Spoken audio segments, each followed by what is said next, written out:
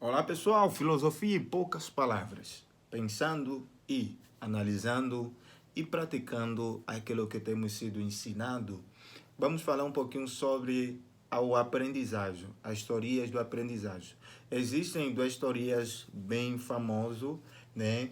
Quando você vai pensando sobre o aprendizagem, que é a teoria do condicionamento clássico, a teoria do condicionamento operante e a teoria do aprendizagem pela observação. Começando pela observação, já é fácil, né? De acordo com a teoria do aprendizagem pela observação, é o seguinte: aprendemos observando. Então, é mesmo essa ideia da imitação, é você olhando, você vai aprendendo, observando o mundo a partir do contato com o mundo, o contato com o que os outros fazem, com o que os outros falam, você vai adquirindo o conhecimento. Porém, você também tem a teoria da aprendizagem por associações, que é feito pelos condicionalistas. O condicionalismo, ele tem duas posições, ele tem o clássico e ele vai ter o operante. Porém, essas posições, elas caminham nisso. A aprendizagem é feito por meio da associação. Eu associo com alguma coisa, aí eu vou adquirindo o conhecimento. E essa coisa, ela acaba me condicionando e eu vou fazer essa associação e vou caminhar numa aprendizagem. Em poucas palavras, é o quê? O condicionamento clássico, o aprendizagem é feito por meio do estímulo. Eu trago alguma coisa, né? que é já que já tem um condicionamento primário no indivíduo e eu vou trazer um outro condicionamento que vai influenciar para que esse indivíduo seja condicionado a isso. Então, a aprendizagem, de acordo com o condicionamento clássico, é feito por meio de estímulo que condiciona um indivíduo. Por exemplo, um dos maiores exemplos do condicionamento clássico é o seguinte: o cachorro, por natureza, quando ele vê o alimento, ele saliva e ele vai até o alimento. Ele deseja o alimento porque isso é o condicionamento primário, natural. As pessoas já são. O homem já tem isso inato nele, biologicamente. Tem essa aprendizagem que se tem o alimento, vem aquele desgosto, aquele desejo, né? E começa a salivar o cachorro. Então, o que o condicionamento clássico vai fazer?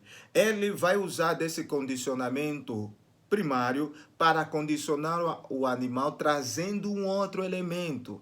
Por exemplo, então o que vai acontecer? Vai se trazer alimentação, porém com sino, tocando o sino.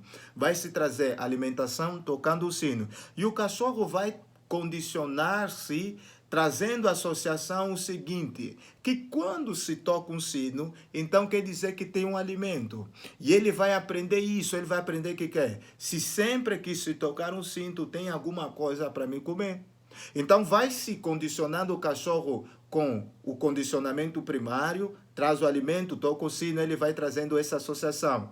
Vai haver alimento quando tem sino. Se tem sino, tem alimento. Se tem alimento, tem sino. Vai fazendo isso, chega um tempo que você vai tirar o condicionamento primário, que é o alimento.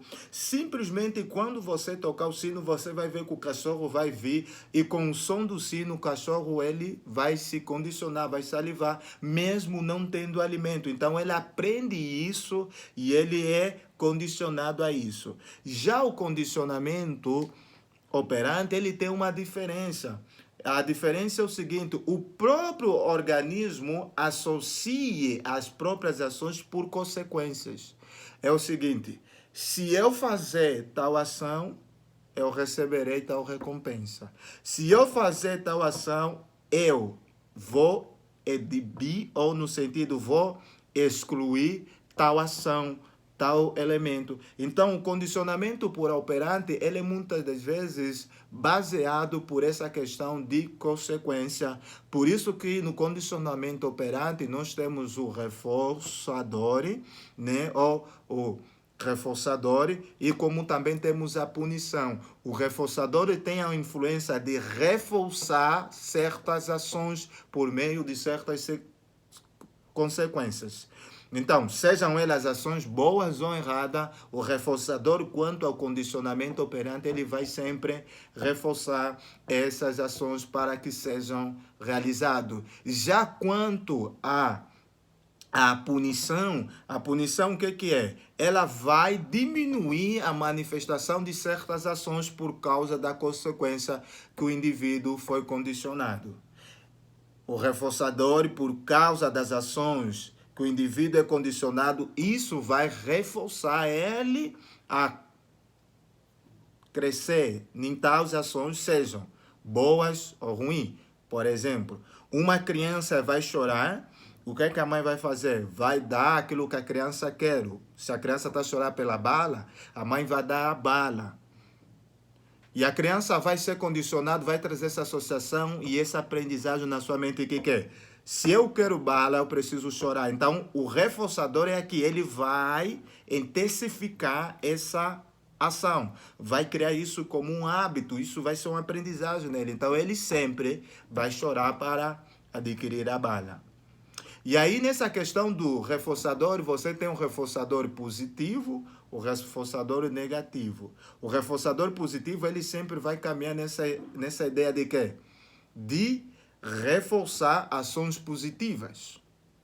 O reforçador negativo é a ideia de você tirar de você todas as ações que não é positivo.